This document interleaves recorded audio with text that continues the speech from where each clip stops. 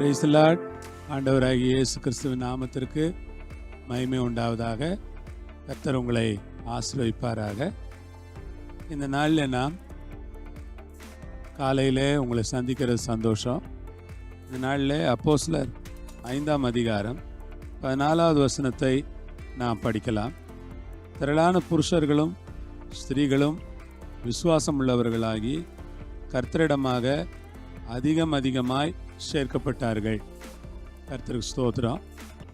திரளான புருஷர்களும் ஸ்திரீகளும் விசுவாசம் உள்ளவர்களாகி கர்த்தரிடமாக அதிகமாய் சேர்க்கப்பட்டார்கள்.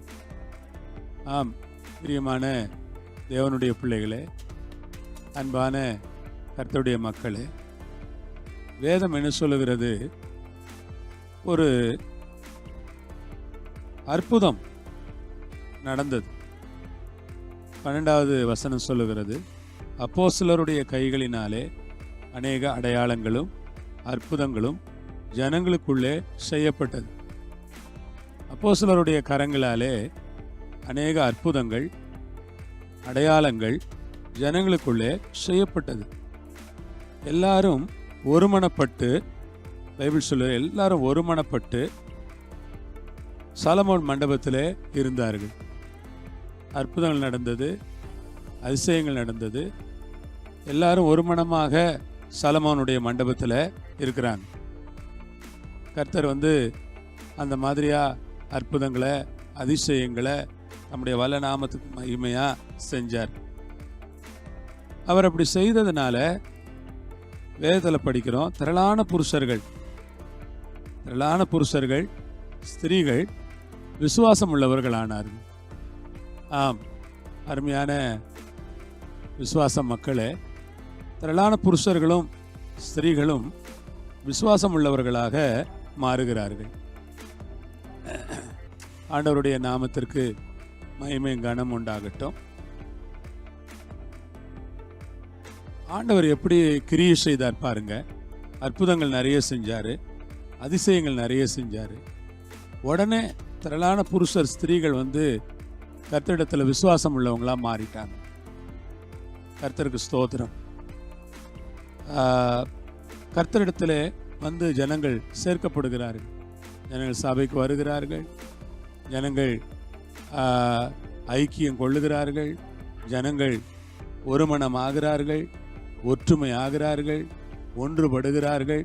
எல்லாம் எப்பொழுது நடந்தது, எப்படி நடந்தது என்றால், இவளெல்லாம் இயேசுவின் நாமத்திலே அற்புதமாக நடந்தது, அதிசயமாக நடந்தது. அது நடந்த சமயம் பாருங்கள், ஒரு அற்புதமான சமயம். அந்த சமயத்தில் அவளெல்லாம் நடந்ததாக வேதம் சொல்லுகிறது. திரளான புருஷர்கள், ஆமே, அது நடந்ததுனால வெறும் பெண்கள் என்று சொல்லலை, திரளான புருஷர்கள். வெறும் பெண்கள் மாத்திரம் அல்ல. சில நேரங்களில் பார்த்தோன்னா சில இடங்களில் பெண்கள் தான் நிறைய விசுவாசிகளாக இருப்பாங்க. ஆனால் இந்த இடத்துல என்ன படிக்கிறோம்? திரளான புருஷர்கள் முதல்ல, அப்புறம் ஸ்திரீகள் விசுவாசமாகி கர்த்தரிடமாக சேர்க்கப்படுகிறார்கள். கர்த்தர் அப்படி கிரியை செய்கிறார் பாருங்க. கர்த்தருடைய பரிசுத்த நாமத்திற்கு மகிமையும் கனமும் உண்டாவதாக. ஆகவே இந்த அருமையான வேளையில் நான் ஒரு காரியத்தை உங்களோட பகிர்ந்து கொள்ள விரும்புகிறேன். கர்த்தரிடத்தில் சேர்க்கப்பட்ட நிலையிலே ஜனங்கள் மாற வேண்டும். நாம் நம்முடைய ஜெபம், நம்முடைய ஆராதனை, நம்முடைய ஜெபத்தில் நாம் நினைக்க வேண்டிய காரியங்கள் என்ன? கர்த்தாவே, திரளான புருஷர்கள் திரளான ஸ்திரீகள் விசுவாசம் உள்ளவர்களாகி கர்த்தரிடத்தில் சேர்க்கப்படுவதற்கு நீர் உதவி செய்யுமையா என்று சொல்லி நாம் கர்த்தருடைய சமூகத்தில் ஜெபிக்க வேண்டும். அதுதான் நம்முடைய ஜெபமாக இருக்க வேண்டும். ஆண்டவராகிய கர்த்தர் அப்படி கிரியை செய்ய வேண்டும். நிச்சயமாய் ஆண்டவர் இந்த கடைசி நாட்களில் மாம்சமான யாவர் மேலும் தம்முடைய ஆவியை ஊற்றி ஜனங்களை ரட்சித்து தம்முடைய மகிமையிலே சேர்க்க அவர் வல்லபெரும் காரியங்களை நடப்பிப்பார் என்று நான் விசுவாசிக்கிறேன். ஆண்டவருடைய கரங்களை எல்லாவற்றையும் ஒப்படைக்கிறேன். ஜெபிப்போமா? பரலோகத்தில் இருக்கிற எங்கள் தேவனை, இயேசு கிறிஸ்துவின் நாமத்தில், இயேசு கிறிஸ்துவின் மூலமாய் உடைய கரங்களில் ஒப்பு கொடுத்து நாங்கள் ஜெபிக்கிறோம். தேவரீர் எங்களோடு இருக்கிறதற்காக ஸ்தோத்திரம். தொடர்ந்து எங்களை பலப்படுத்தி சாட்சியாய் நிறுத்தி இந்த நாமத்தை மையப்படுத்திக் கொள்ளும். திரளான புருஷர்கள் ஸ்திரீகள் கர்த்தரிடத்தில் சேர்க்கப்படுகிற ஒரு கிரியையை நடப்பியும் இயேசுவின் நாமத்தில் பிதாவே, ஆமேன். கர்த்தர் உங்களை ஆசீர்வதிப்பாராக. ஆமேன்.